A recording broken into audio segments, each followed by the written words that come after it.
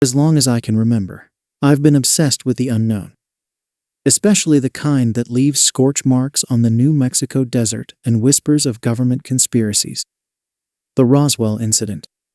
Decades of silence, grainy photos, and a small town forever linked to a celestial mystery. It wasn't just the allure of aliens, though that was a big part of it. It was the feeling and nagging sense that something unexplainable happened, something the powers that be desperately wanted to bury. As a documentary filmmaker, I gravitated towards fringe topics, the unexplained. Roswell became my Everest, my Moby Dick.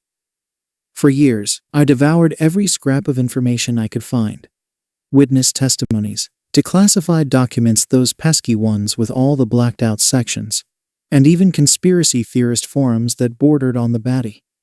One particularly humid Atlanta afternoon, while scouring a dusty online archive, I stumbled upon a name: Agnes Henderson. Agnes, according to the forum post, was a Roswell resident in her late 80s, claiming possession of a smoking gun piece of evidence from the crash site, a piece of metal unlike anything seen on Earth. Now, I'd heard plenty of smoking gun claims before, most turning out to be glorified bottle caps or particularly heat-warped spoons. But something about this one resonated. Agnes wasn't some internet troll. She was a retired school teacher, a pillar of the community. A skeptic, even I, had to admit it was worth checking out.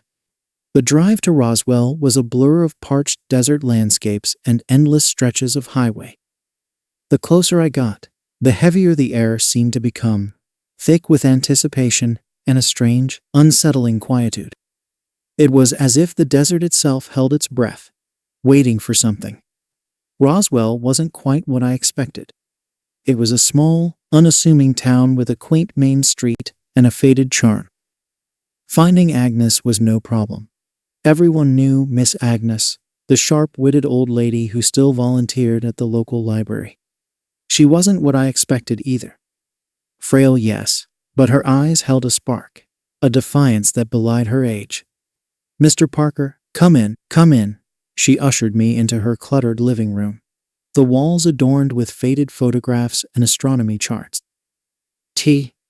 "Thank you, ma'am," I said, taking a seat on the creaky sofa. We chatted for a while, about the town, about her life. It was as if she was sizing me up, gauging my sincerity. Finally, she excused herself and disappeared into a back room. Moments later, she returned, holding a small velvet box. Her hands trembled slightly as she opened it. Inside, nestled on a bed of crimson velvet, lay a piece of metal. It was unlike anything I'd ever seen, smooth, almost weightless, with an inscription that seemed to shimmer and shift in the afternoon sunlight. An inscription that made my blood run cold. "They said it belonged to aliens," Agnes whispered, her voice barely above a tremor. "They say they took everything else, but I kept this. A small piece of the truth." I stared at the inscription, mesmerized.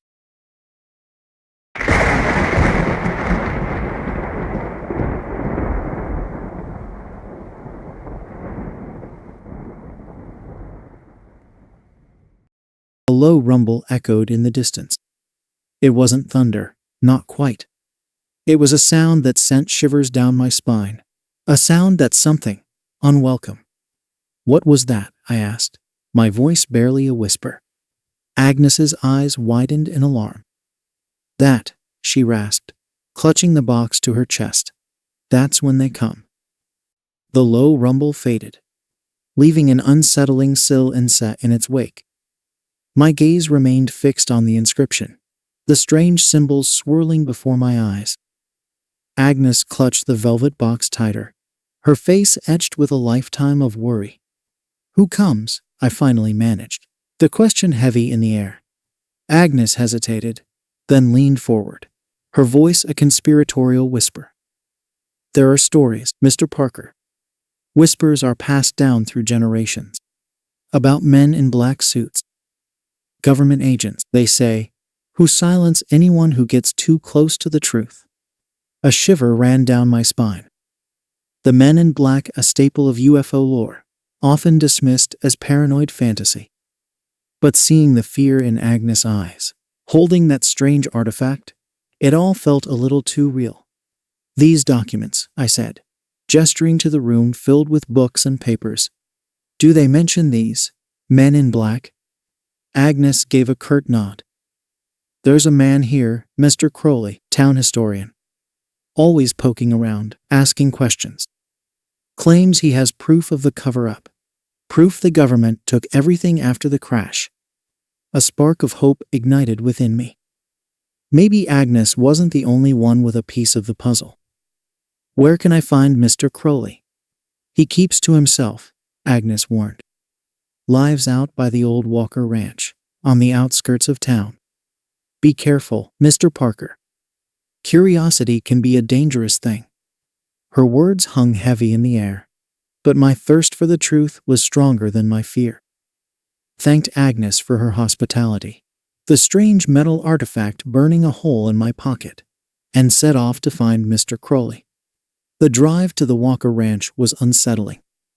The paved road gave way to a rutted dirt track, leading deeper into the desolate landscape. The sun dipped lower in the sky, casting long shadows that danced eerily across the parched earth. Finally, I spotted a ramshackle farmhouse nestled amongst a grove of scraggly trees. The windows were boarded up, giving the place a deserted feel. With a deep breath, I parked the car and approached the house, the silence broken only by the crunch of gravel beneath my feet. A weathered sign hung crookedly on the porch. "No trespassing." I hesitated for a moment, then, ignoring the warning, pushed open the creaking screen door. The interior was dark and dusty, the air thick with the smell of neglect. I called out, "Mr. Crowley, hello?" No answer. Just the sound of my own voice echoing back at me. Disappointment gnawed at me. Maybe Agnes was wrong. Maybe there was no Mr. Crowley, no hidden cache of documents.